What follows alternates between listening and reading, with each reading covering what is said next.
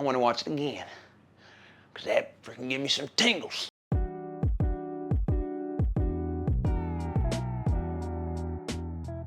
What's up everybody and welcome back to my channel. Earlier today, I put out a reaction to the new Tickets trailer.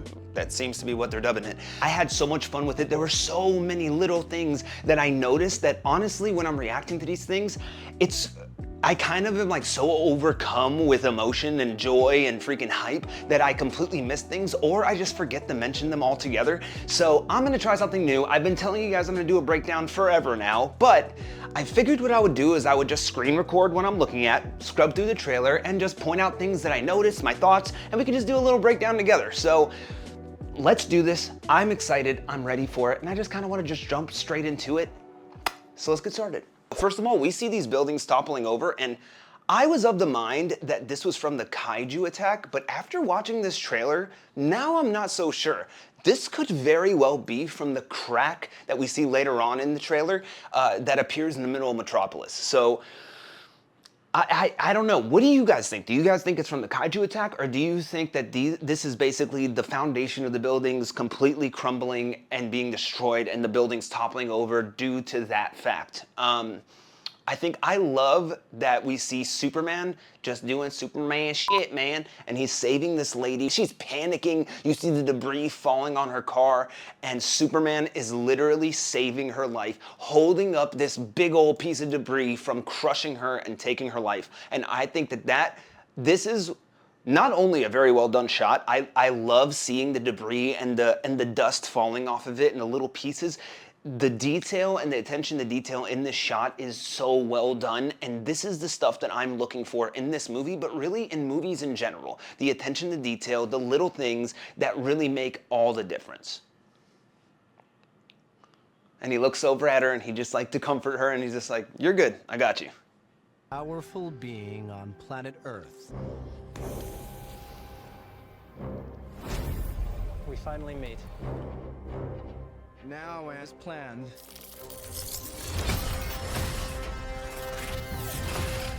I'll destroy you. Tough! The hardest shot in the whole trailer, in my opinion. Who raised you as a child? I'll kill them too.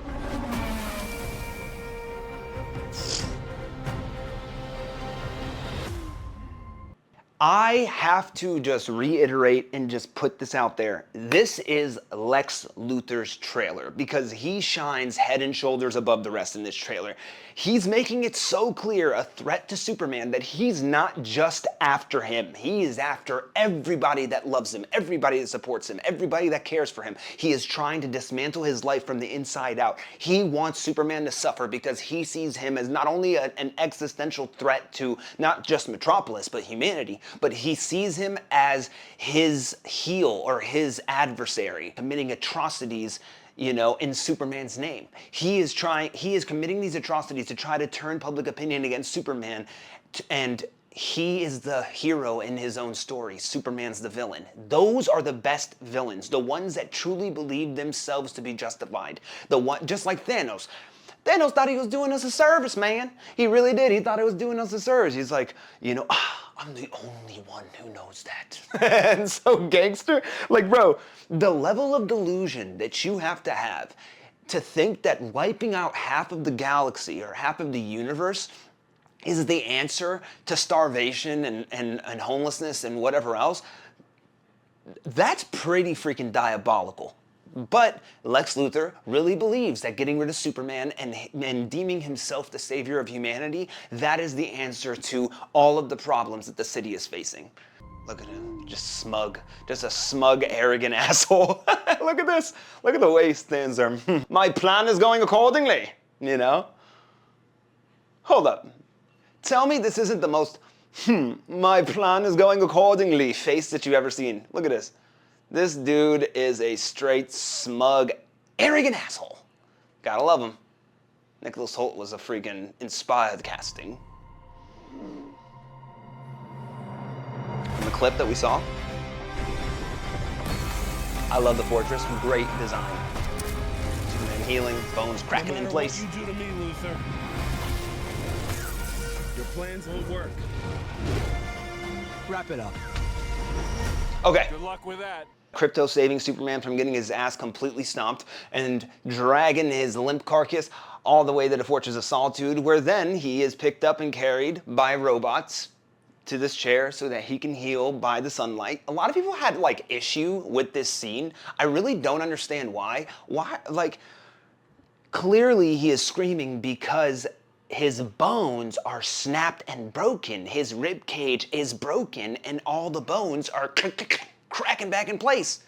Dude, I don't give a fuck how super you are. That's gonna hurt. You know what I mean? Like, anyway, no one said that Superman doesn't feel pain. He is just invulnerable. But if his bones are already broken and he is hemorrhaging internally and he is actually injured, like, nowhere does it say that he doesn't feel pain. And especially when he is regenerating at an immensely fast rate, right? Like, all of these bones are cracking back in place. His lungs are being reformed. So that sounds like it would hurt.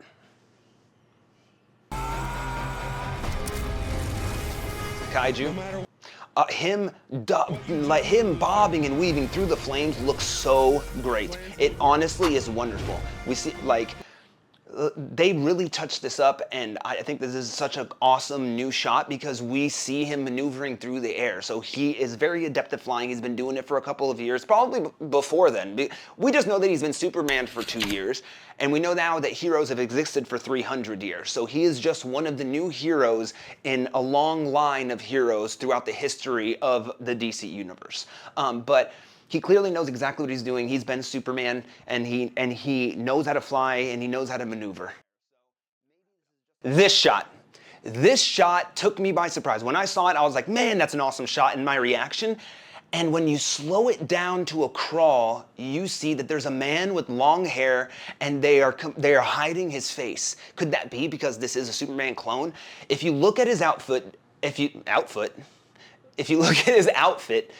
this is clearly the Ultraman. So this is Ultraman unmasked, and now they are having their showdown. They are doing the one-on-one battle. So this must be closer to the end of the film.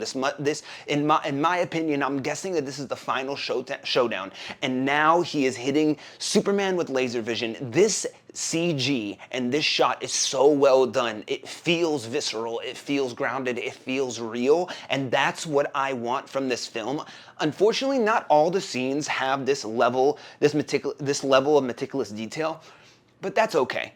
As long as the movie as a whole looks good and plays out well, I think that we're gonna be okay.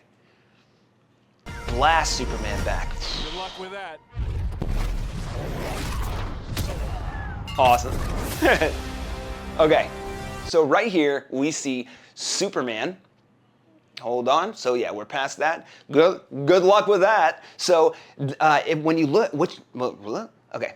So good luck with that. What? Why did I say that again? I don't know. Okay, so we see underneath Superman is some strange design. This is clearly either in the interdimensional realm, or it is in the break that has happened in Metropolis, which I'm thinking is the interdimensional realm that we now know that Lex Luthor has access to, where he uses it and retrofitted it as a prison. So clearly something is going on where it is essentially breaking in the middle of Metropolis and revealing it. Superman's eyes are bruised here, and I said in my reaction, I believe that when he uses his heat vision, it actually harms him, because if you think about it, he uses solar energy and he focuses it through his retinas, blasts it out of his eyes, and that is how we get his heat vision. So it would make sense that because it is within him that it could harm him, and that's why it's not his go-to move. Like that is honestly such an ingenious twist on the mythos. So that's why that's not his go-to move. That's why he doesn't use the frost breath all the time, because it actually does have consequences to using these godlike powers. I think that that is so smart, so that way he always has to figure out other ways, and then these are things that he uses when it's a last resort. That's really cool. Or he just got his ass whipped by the Raptors, which are Lex Luthor's henchmen. That's also a possibility. They were stomping his ass out, hitting him in the face with them batons, boy. So that definitely could be that, but I like the heat vision theory better.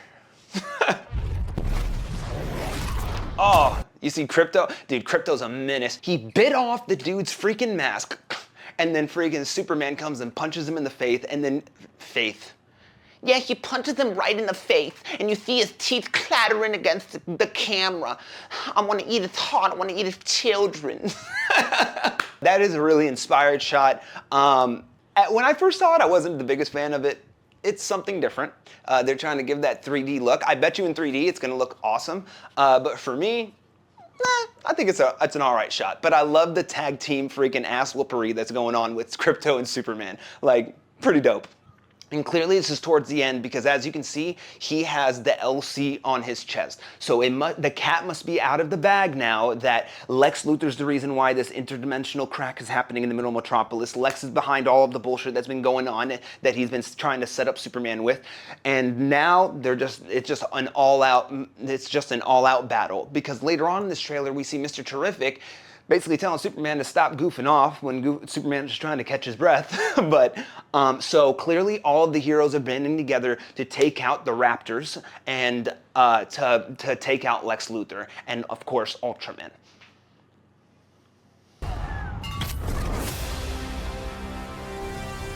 And right here, yeah, actually right here you can tell. So Superman flies away and you can see the big crack in the middle of Metropolis. So this is definitely towards the end of the movie is my theory. And yeah, and everyone is teaming up against Lex Luthor and they're trying to put a stop to it and of course stop this interdimensional crack from appearing. So. Right in the face. Blah. Make a move, Big Blue. That must be at Stag Industries. So, all right, right there. Okay, so let's go back and then we'll come back to this shot. So, make a move, Big Blue. This is clearly after the kaiju attack when Guy Gardner puts up that private curtain with a construct to cover the window of Stag Industries when Superman is kind of in mourning, whatever happened, and he's distressed, and obviously they have a showdown because Guy Gardner is an asshole. He is an asshole, he's arrogant, he's smug, and clearly they have some kind of disagreement.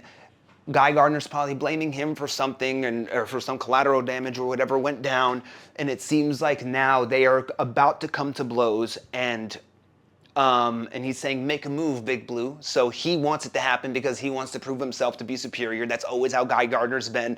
That is on par with his character. Very on par. So, and then if we carry on, boom.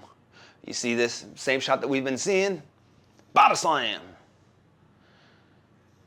All right, right here. So, this is Superman floating in an unknown void. Now, this is clearly another look at the interdimensional realm that we're seeing. And if you look closely, Superman is carrying what we now know from toys as Baby Joey. Baby Joey is Metamorpho's son. He must have some sort of abilities, something going on with him that piqued Lex Luthor's interest. And Metamorpho, as we know, is going to be working for Lex Luthor, but not really by choice because he is essentially being blackmailed. Lex Luthor's using his son as leverage so that way he can use him as a weapon against Superman because Metamorpho can create kryptonite at will. So his body can create whatever element. So he basically is going to use him to create kryptonite to weaken Superman, and obviously Superman's going to catch wind of whatever's going on, and I'm assuming that he is going to risk his life to save Baby Joey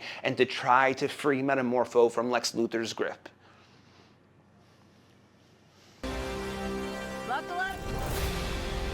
Lois Lane's pilot. Boom! Okay, right here. Now, this was such a cool shot. I really love this shot of Superman. So they're fighting in that crack once again. And as you can see around them, it seems like gravity is warped and does not, like the rules of gravity don't apply in this crack because you see a lot of floating debris and Superman uses that to his advantage, catching a piece of floating debris and rearing back and hitting Ultraman in the face. Once again, his face is covered. And it's blacked out. So clearly, he is somebody that is going to shock us, and they are doing this on purpose. So he's either Henry Cavill. I mean, that is one of the theories, that he's Henry Cavill. I don't know. I don't know, dude. That would be pretty wild, but it's probably some sort of Bizarro. It seems like James Gunn is kind of taking liberties and doing his own thing, so it would be very on brand for him to kind of change it a little bit and shock us by making Ultraman a Bizarro of David Corenswet Superman. So, yeah, man, it's really cool, man. They're having this final showdown. It seems like it takes place in multiple areas, and I love that. I really love that, because that means it's not going to be just a quick 5-minute battle and we're done. We need to see the climactic battle and everything that led up to this moment, so we need to remember it. A lot of Marvel movies have this issue where basically, dude, by the time we get to the third act, we don't even give a crap anymore. It's like, dude, I don't care about this. I really don't. I don't care about this at all. You know what I'm saying? Oh, the CG is always wonky. You don't care about the characters. You don't care about the fights. The fights are always mid. And it's like, it's about that time. I really hope that this breaks that cycle and we get a great third act battle where we are enthralled and we're just hyped up and we leave this theater freaking triumphant. The people of Baravia begging for Superman's help. I love that shot. That right there. This shot right here, first of all, they've been using it over and over again because it's one of the coolest shots of the trailers that they've shown us. It is awesome. It never gets old. It is an iconic Superman saving a little girl scene, and it is phenomenal. Fantastic, okay? But Lex Luthor, this line gave me chills, dude, when he says, "They chose him, let them die." Man, tell me that is not a menacing freaking asshole.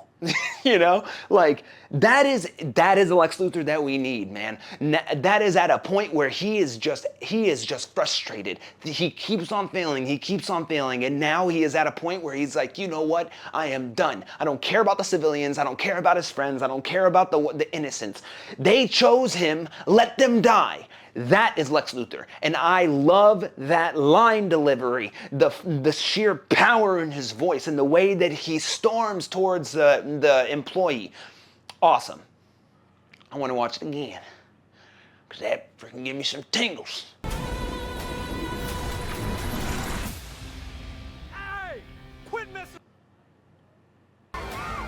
They chose him, let them die. Come on. Quit messing around! I'm not messing around. I'm doing important stuff. I'm a big fan of that. Yeah. Hey, buddy. Eyes up here. Dope. Dope. It's a little wonky. Okay, so if you look behind Superman, he's like, "I'm not messing around. I'm doing important stuff." Not my favorite line, but hey, you know what I'm saying? They need to add the humor. If you look behind him, you can see a black hole which is formed in the middle of Metropolis, sucking in all of this debris, all of these rocks and stones. So the rumors were true. A black hole, there's a singularity that is formed in the middle of the city, and they are trying to stop it. Seems like Mr. Terrific takes himself very seriously, which is exactly what I want to see. He is a genius that has 14 PhDs. And Eddie Kataiji, honestly, he had an interview recently on the DC podcast, and he seems to really get his character. He understands the level and the depth of what he is and what he represents. And honestly, I think that he is going to be a hero to remember for this new generation moving forward. And I could not be happier. I loved the character of Mr. Terrific in Arrow. I feel like he was underutilized and also, had some wonky moments, but for the most part, he is an awesome character. He really plays the role really well. And I think that Eddie Kataiji is really going to break out in this film and show us what he's made of. So I'm really happy for him, man. I truly am. And I think that he is going to bring it, and he's going to bring his A game, and we are going to be all the better for it. I'm not messing around. I'm doing important stuff. And then we finally see the heat vision. Look, dude, so He literally rears back and just takes out all of these raptors in a circular fashion, just spinning around, hitting all of them with his heat vision. I think that is one of the coolest uses of the heat vision that we've seen across all of mediums. Henry Cavill had some amazing heat vision scenes, and this one right here, it definitely ranks right there next to his. So James Gunn really captured the pure raw power of the heat vision so well, and I'm glad that we finally got a glimpse of it. So. Okay, and then we see that shot of him flying at supersonic speeds. Now, some people are complaining about this. I also have some gripes with it, but the thing is, my gripes are just with the way that it's executed, but I do really appreciate the way that, what's going on? So my main gripe with it is that some of the CG looks a little wonky. I do really appreciate how everything around him is bending with him because he is moving so fast that it makes the world around him seem distorted. They clearly used a wide-angle lens for the shot, just like they did with a lot of others. Now, listen, this is very reminiscent of the Black Adam flight scene and the Adam Warlock flight scene, which would make sense because the Adam Warlock flight scene was made by none other than James Gunn. So it makes sense. It is on brand for him. So, and I do like the idea. I just hope that the execution when I see it on the big screen is well done, right? From what I'm seeing here, it's not as cool. But then again, in IMAX, some things that don't work on a small screen end up working in IMAX. So this trailer gave me more hope than any of the other trailers before it. The official trailer is really the thing that got my expectations going from a 5 to an 8, and now this has bumped that up to a 9. Now, I understand the movie that we're getting, okay? There are some people that like praying for its downfall. Don't get that. I don't give a crap what they think. I don't give a crap what they say. I love Superman as a character, and this isn't a traditional take on a traditional character that we all love. So I think that they understood the assignment. Hopefully, in execution, the movie actually lives up to what we're seeing in these trailers. And if it can do that, I think that we will be in for a real treat. I'm just hoping that it does. That's it. Post your comments down below and let me know what you guys thought. What do you agree, disagree, or of course, agree to disagree? And let's discuss. And of course, if you enjoyed the video, leave a like. It really helps me out. And of course, it's free, costs you nothing. So you might as well. Anyway, you guys have a great night. Let me know if you guys are excited for this movie because I sure as shit am. Let's go.